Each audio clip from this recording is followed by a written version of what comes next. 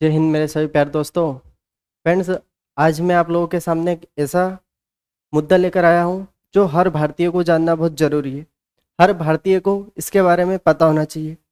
आज 11 अक्टूबर को भारत के प्रधानमंत्री श्री नरेंद्र मोदी जी के द्वारा महाकाल लोक का क्या किया जा रहा है, देश को समर्पित किया जा रहा है। ये जो महाकाल लोक है, ये मध्य प्रदेश के उज्जैन में प्रधानमंत्री मोदी के द्वारा आज देश को समर्पित किया जाने वाला है। देखिए, इसका एक विस्तृत कार्यक्रम है। प्रधानमंत्री मोदी जी ने इसके लिए आज का दिन स्पेशल चुना है ना।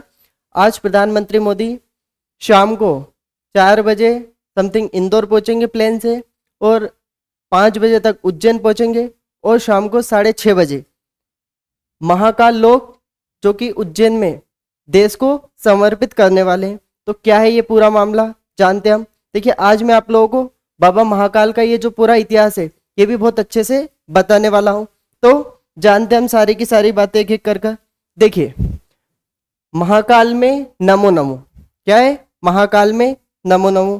तो देखिए, मोदी जी आज करेंगे मोदी जी आज करेंगे महाकाल लोक का लोकार्पण। इसके लिए देखिए, प्रधानमंत्री मोदी जी ने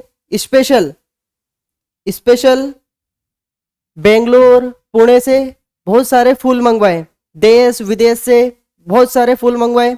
इन फूलों के द्वारा पूरी उज्जैन नगरी को बहुत व्यवस्थित तरीके से सजाया जा रहा है। इसके मैं चित्र भी आपको लिए लेकर आया हूं और बताने वाला हूं। फूलों से सजा महाकाल मंदिर कार्यक्रम के दौरान दर्शन कर सकेंगे श्रद्धालु। मतलब जब प्रधानमंत्री मोदी जी इस चीज को देश को समर्पित करेंगे तब भी महाकाल बाबा के दर्शन श्रद्धालु कर सकते हैं। आगे देखिए होता है क्या है पूरा का पूरा, ये बताता हूं मैं।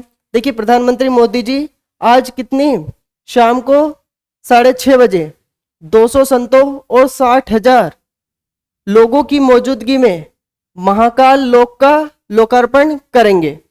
ये बहुत बड़ा प्रोजेक्ट है। इस प्रोजेक्ट को 876 करोड़ रुपए की लागत से डेवलप किया गया है।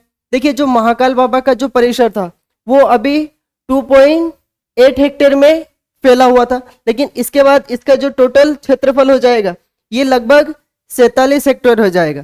कितना हो जाएगा? लगभग 47 हेक्टेयर हो जाएगा। इसके बाद जानते हैं और हम बातें।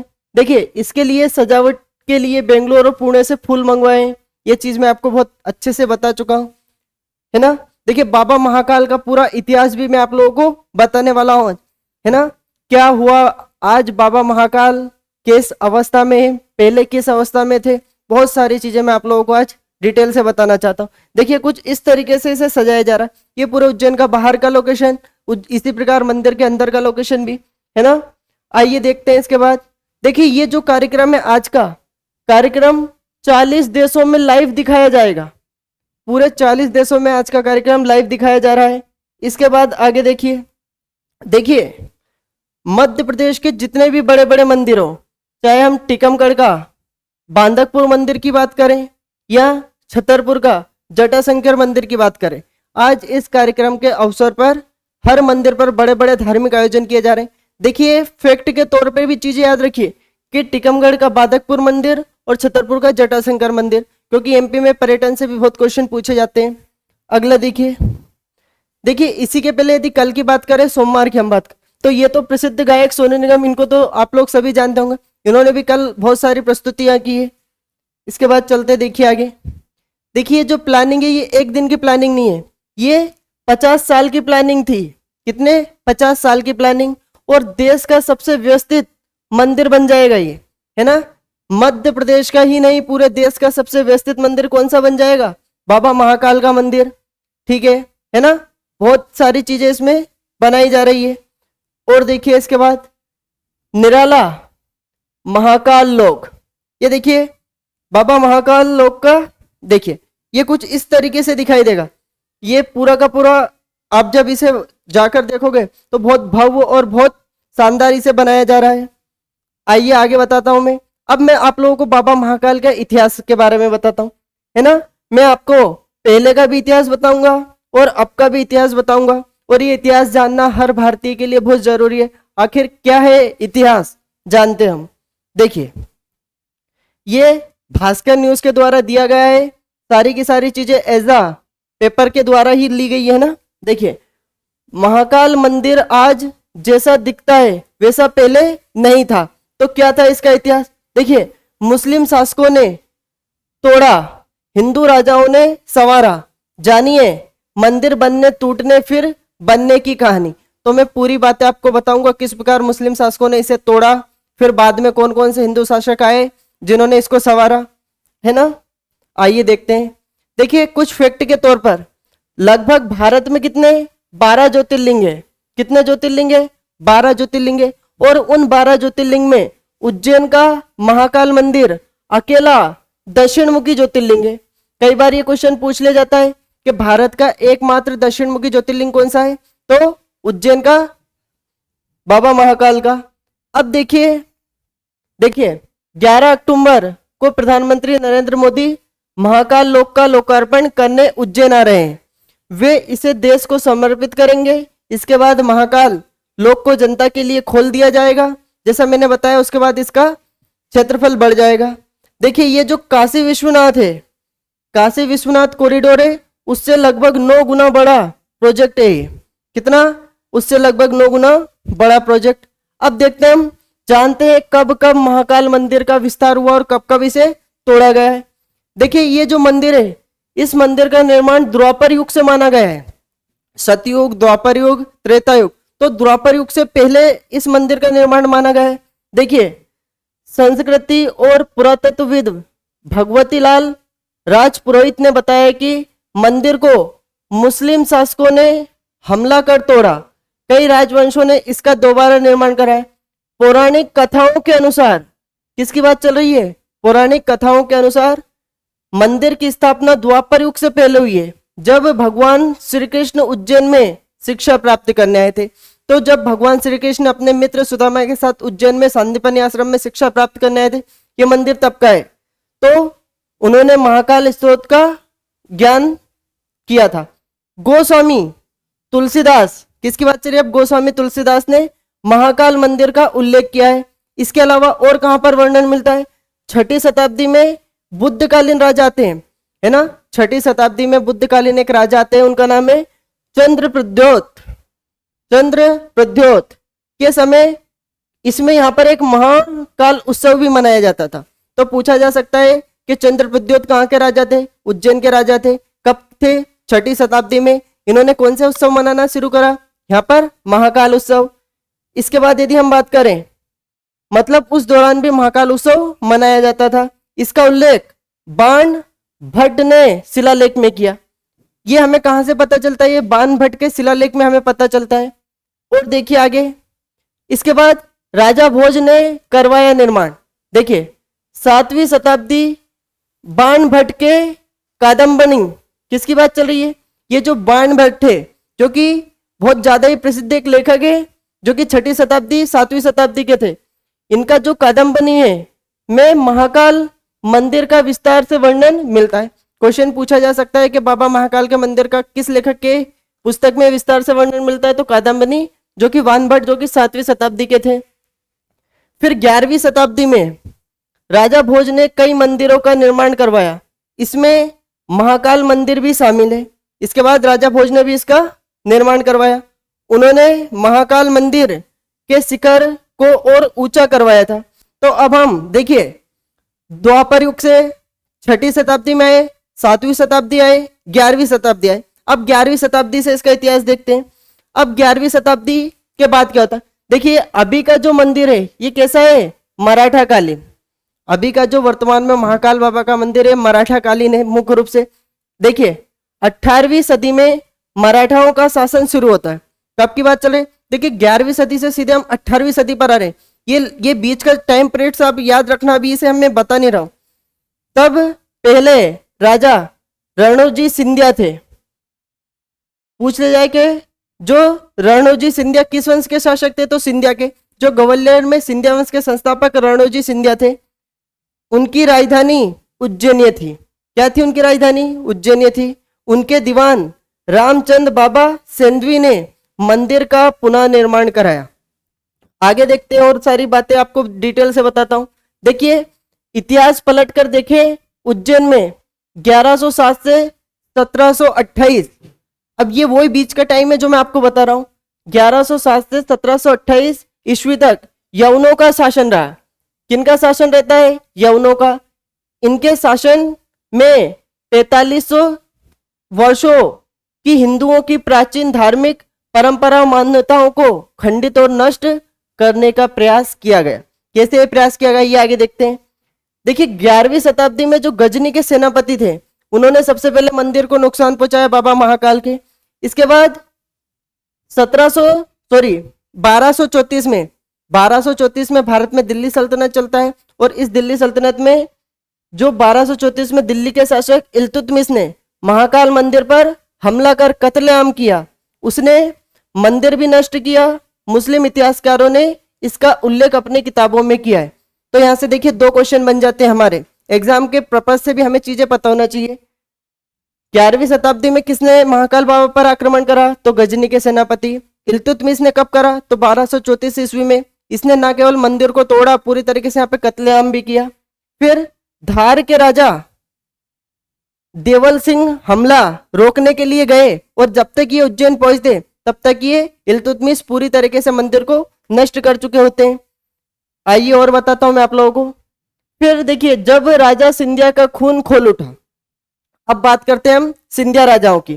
तो मराठा राजाओं ने मालवा पर आक्रमण 22 नवंबर 1728 में अपना आधिपत्य स्थापित कर लिया।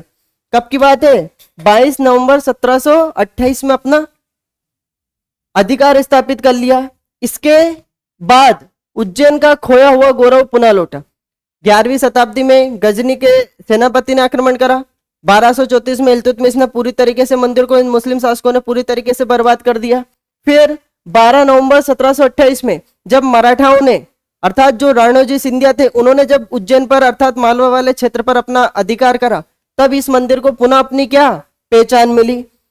1731 से 1809 तक यह नगरी मालवा की राजधानी बनी रही। क्वेश्चन पूछा जा सकता है यह मालवा की राजधानी कब से कब तक? 1731 से 1809 तक। मराठों के शासन में उज्जैन में 2 महत्वपूर्ण घटनाएं हुई।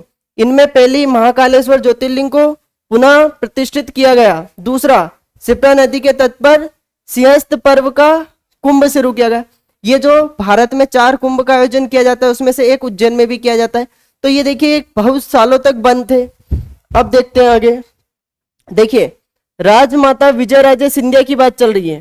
किनकी बात चल रही है? राजमाता विजयराजे सिंधिया ने अपनी आत्मकथा, इनकी आत्मकथा है राजपथ से लोकपथ पर। क्वेश्चन पूछा गया है कई बार, राजपथ से लोकपथ किसकी आत्मकथा है? तो राजमाता विजयराजे सिंधिया की है।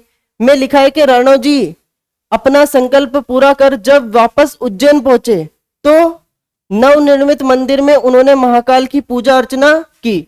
इसके बाद राणोजी ने ही 500 साल से बंद सिंहस्थ आयोजन को भी दोबारा शुरू किया। तो सुनिए ये क्या है इसका इतिहास। जब इल्तुतमिश ने 1234 ईस्वी में महाकाल पर आक्रमण करा तो महाकाल बाबा के जो मूर्ति है वहां के पंडितों ने उन्हें कुएं में छुपा दिया है ना, ताकि इल्तुतमिश उन पर हमला ना कर सके, है ना। तो फिर 500 साल तक पूरी तरीके से सारा मंदिर पूजा पाठ सब बंद रहती है। फिर इसके बाद राणोजी सिंधिया आते हैं। जब उन्हें पता चलता है ऐसा ऐसा हुआ है तो फिर से उसकी शुरुआत करते हैं। ये बातें देखिए राजमाता विजयराजे सिंधिया अपनी आत्मकथा राजपथ से लोकपथ में कह रही है। इसके बाद देखते हैं इल्तुतमिश ने किया नष्ट, धार के राजा ने बनवाया। देखिए जैसा मैंने बताया 1234 में इल्तुतमिश ने महाकाल पर आक्रमण किया। इसका पता चलते ही जो धार के राजा देवलपाल ने लड़ने के लिए निकले, लेकिन जैसे ही वो उज्जैन पहुंचे इससे पहले इल्तुतमिश ने मंदिर को नष्ट करवा दिया। तो देवलपाल ने मंदिर का पुनः निर्माण करवाया था। फिर इसके बाद चलते हैं 500 सालों तक जल समाधि में रहे महाराजा धीराज महाकाल। 500 सालों तक ये किस में रहे? कुंड में छुपा दिया गया। भारत के इतिहास के उस अंधेरे युग में दिल्ली के सुल्तान इल्तुतमिश ने उज्जैन पर आक्रमण के दौरान महाकाल मंदिर को ध्वस्त कर दिया था। उस वक्त पुजारियों ने महाकाल ज्योतिर्लिंग को कुंड में छुपा दिया। किस में छुपा दिया? कुंड में छुपा दिया। साथ ही औरंगजेब ने, है ना, जो मुगल शासक है औरंगजेब ने मंदिर के स्थान पर मस्जिद बनवा दी। क्या बनवा दी थी? मस्जिद बनवा दी थी। मंदिर के पुनर्निर्माण और ज्योतिर्लिंग की पुनः प्राण प्रतिष्ठा स्थापित करने वाले पहले कौन थे? रणोजी सिंधिया ने उस मस्जिद को ध्वस्त कर पुनः वहां पर मंदिर बनाया। इसके बाद देखते हैं हम आगे। सुजालपुर में बनी है सिंधिया राजवंश के संस्थापक की समाधि, अर्थात जो सिंधिया राजवंश के संस्थापक रणोजी सिंधिया है, जिन्होंने ही मंदिर का पुनरुद्धार करवाया, सिंहस्थ के पुनः शुरुआत करवाई, इनकी समाधि सुजालपुर जो कि शाजापुर के अंतर्गत एक तहसील आती है वहां पर बनी है। तो देखिए, बंगाल विजय और महाकाल मंदिर की पुनर्प्रतिष्ठा सिंहस्थ का आयोजन दोबारा शुरू करने के बाद एक विजय यात्रा से लौटते वक्त रणोजी की मृत्यु सुजालपुर में हो गई। उनकी वहीं समाधि बना दी गई। समाधि पर उनकी कीर्ति गाथा का भी वर्णन है। उनकी कीर्ति गाथा का भी वर्णन है। आइए देखते हैं आगे। तो ये है उनकी समाधि रणोजी सिंधिया की, जो कि सुजालपुर में मिलेगी, और ये है रणोजी सिंधिया, ये है रणोजी सिंधिया। इसके बाद देखिए, राजा विक्रमादित्य ने भी करवाया विस्तार। फिर जब उज्जैन के राजा विक्रमादित्य हैं, उन्होंने भी इस मंदिर का निर्माण करवाया था।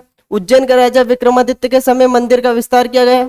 उन्होंने मंदिर परिसर में धर्म सभा बनवाई। राजा वहीं से न्याय करते थे। मंदिर के पास राजमहल भी था। विक्रमादित्य ने कई प्रकार के प्रतिमा भी बनवाई। ये सभी वर्णन कालिदास के ग्रंथ में, ये सारी की सारी चीजें हमें कहां पर मिलती है? कालिदास के ग्रंथ। और कालिदास का ग्रंथ कौन सा है? मेघदूत। तो उज्जैन का वर्णन हमें कालिदास के किस ग्रंथ में मिलता है? मेघदूत में मिलता है। ये सारी की सारी बातें उसमें लिखी है। इसके बाद देखिए, राजस्थान के कई शासकों ने भी शिखर पर चढ़ाई सोने की परत। राजस्थान के भी बहुत सारे शासक हैं। सन 1280 में राजस्थान के राजा जयसिंह द्वितीय ने महाकाल के शिखर पर शिलालेख में सोने की परत चढ़ाई। इसके बाद यदि बात करें, उन्होंने कोटि तीर्थ का निर्माण भी करवाया। 1300 ईस्वी में रणथंभौर का राजा, ये राजस्थान के कुछ राजाओं के नाम बता रहा हूं। 1300 ईस्वी में रणथंभौर के राजा हमीर तिब्रा स्नान के बाद धर्म दर्शन करने आया था। उन्होंने महाकाल मंदिर का विस्तार करवाया। और 17वीं शताब्दी में मेवाड़ के राजा जगत सिंह ने उज्जैन की तीर्थ यात्रा की। उन्होंने कई निर्माण कार्य भी करवाए। तो ये राजस्थान के 3 शासक हो जाएंगे, जयसिंह द्वितीय, हमीर और तीसरे जगत सिंह। तो आज वर्तमान में महाकाल में क्या हो रहा है? नमो नमः। क्या हो रहा है? नमो नमः। माननीय प्रधानमंत्री मोदी जी आज देश को क्या देने वाले हैं? महाकाल लोक का लोकार्पण करने वाले हैं। तो ये कलावे से बना 15 फीट का ऊंचा शिवलिंग। तो ये देखिए, ये जो 15 फीट का ऊंचा शिवलिंग, ये एक तरीके से रक्षा धागे अर्थात कलावे से पूरी तरीके से इसे बनाया गया है। तो उम्मीद करता हूँ ये आप लोगों को सारी चीजें, इतिहास, महाकाल मंदिर में आज क्या होने वाला है, सारी चीजें बहुत अच्छे से पता लगी होगी।